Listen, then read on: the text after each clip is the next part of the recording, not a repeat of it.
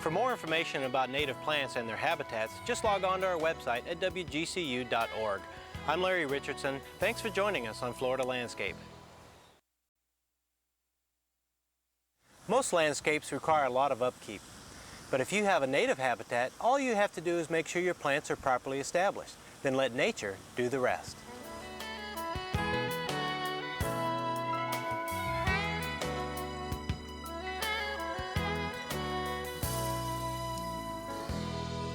Spread a little mulch in this area that's gotten somewhat eroded.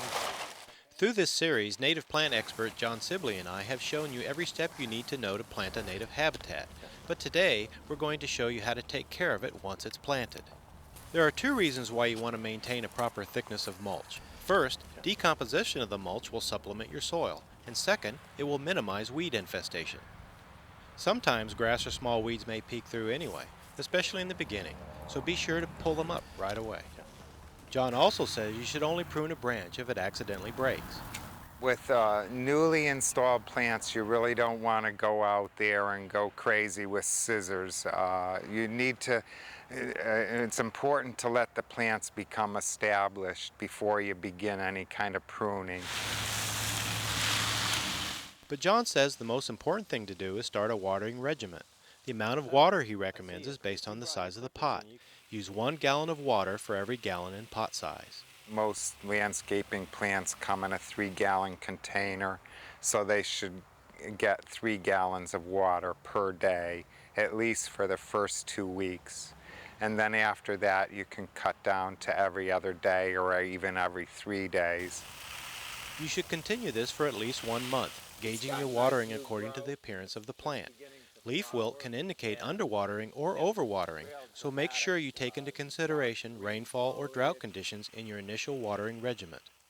If you're very careful from the very beginning to just water on a regular basis, you should end up with a very healthy plant that won't need any kind of specific maintenance. You should also keep in mind that most insects are not a problem and should not be discouraged from visiting your native habitat, especially caterpillars. Even though they eat the leaves they hatch on, they will also one day turn into beautiful butterflies. These are all native plants, and if you see some kind of leaf infestation where some kind of critter is eating your leaves, why just let it go and let nature take its course. After all, one of the primary reasons to create a native habitat is to give wildlife a place to go. To learn more about how easy it is to take care of your native habitat, just log on to our website at wgcu.org. I'm Larry Richardson. Thanks for joining us on Florida Landscape. Since 1973, the National Wildlife Federation has certified more than 31,000 native habitats through their Backyard Wildlife Habitat program. And getting certified is easy. All you have to do is make sure that your habitat provides the essential elements that creates a safe haven for wildlife.